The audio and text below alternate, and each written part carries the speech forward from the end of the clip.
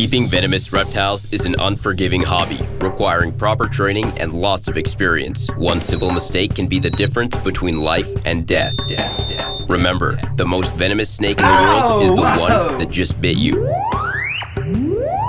There are no venomous snakes with training wheels. Just because you see Viperkeeper handle snakes a certain way does not mean you should try it too. Okay, a shout out to my friend Fernando, who's been a YouTube follower of mine for many years.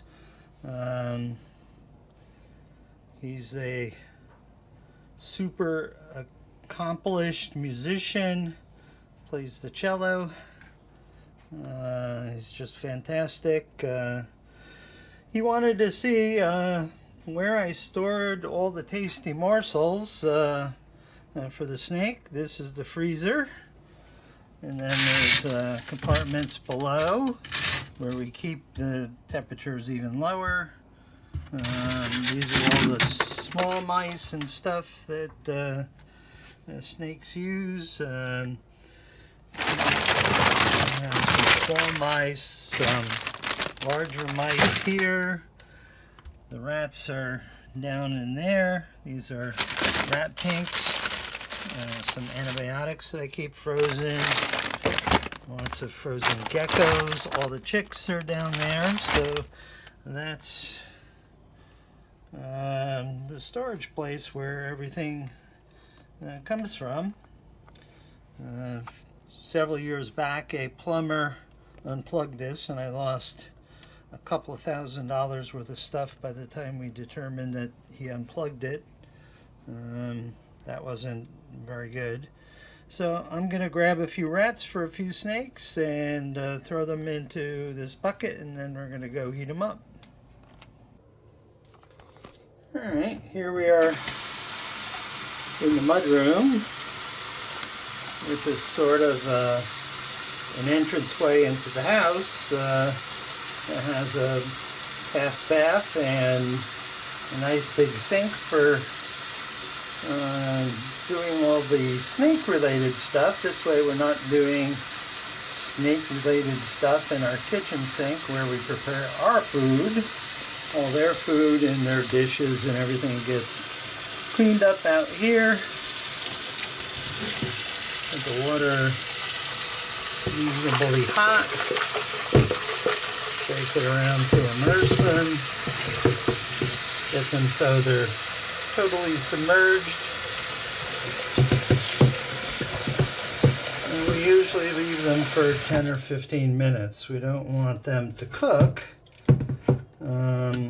but we want them thawed and certainly hot for the pit vipers, but these are not going to the pit vipers. One is for the taipan, the other one is for one of the Russell's vipers. Fun time in the week where we get to see if Mr. Boomslang is at all interested in eating. He looks like his neck is a bit flared. I don't know if you can see him, but we'll present something to eat. And well, I have his attention now. I made you work for that, huh? Now I'm going to open this a little bit just so we can see a little bit better. I have to be ready with the next mouse because he sucks them down rather fast. Now, I would hold the camera up close here so we could see better, but I would really prefer to have the tongs and a hook because he has come out of the cage and missed the rodent.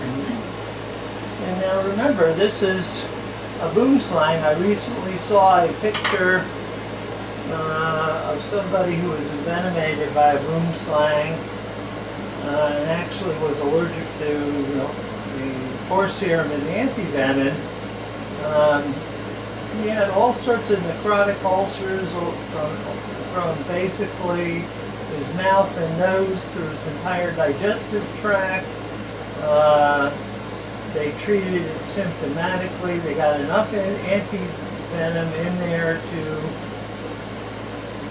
He likes to dive bomb. They got enough anti-venom in him to save him, but you know, his kidneys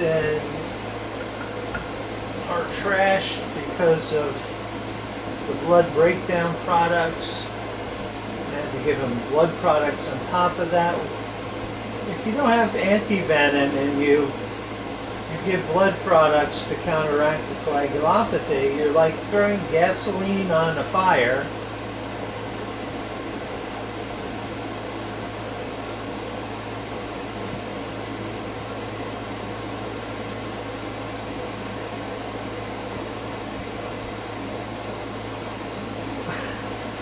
What the heck was that? That's his normal, you know, attack approach.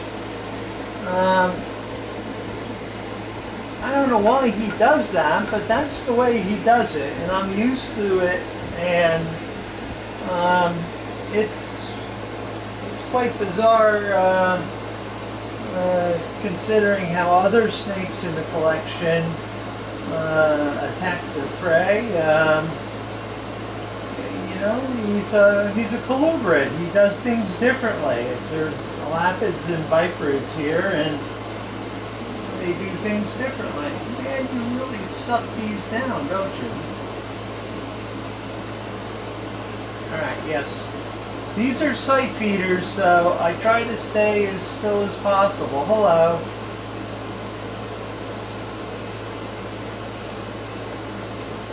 Okay.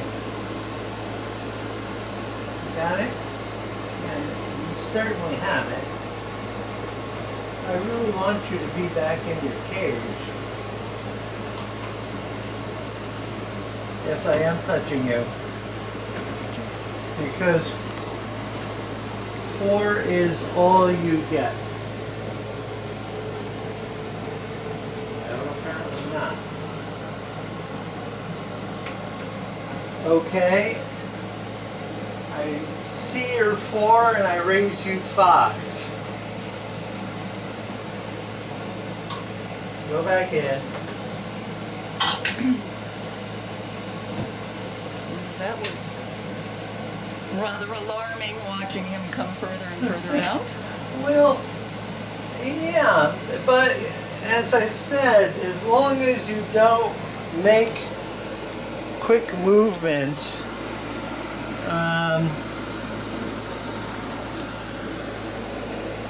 he's not going to lock onto you, so to speak. You can see on his back here where this particular idiot burned himself. See that branch right there where it's cut off? That used to extend under the lamp, and he used to coil up under there until the day I saw that it was all burned. So I cut the branch off and I treated his burns, and they've healed and stuff, but you can still see him. He's not an exhibit animal. He's a collection animal. He would certainly, you know, do okay for you know, Venom Lab stuff. Look who's ready to eat another one. Yeah, since we have the camera rolling, we'll just continue here. We'll give Mr. Thud his second. No. Normally, you people seen me handle Thud, and there's been no issues at all. However, he's hungry is a different story. And the most dangerous time that I handle these animals is feeding time, because I can easily be mistaken for food. They're primed and ready to do their thing. So I really am much more attuned to them when they're feeding, because this is the time that they'll just bite anything that moves. So the whole idea is to try to be a poker face and not move and attract their attention.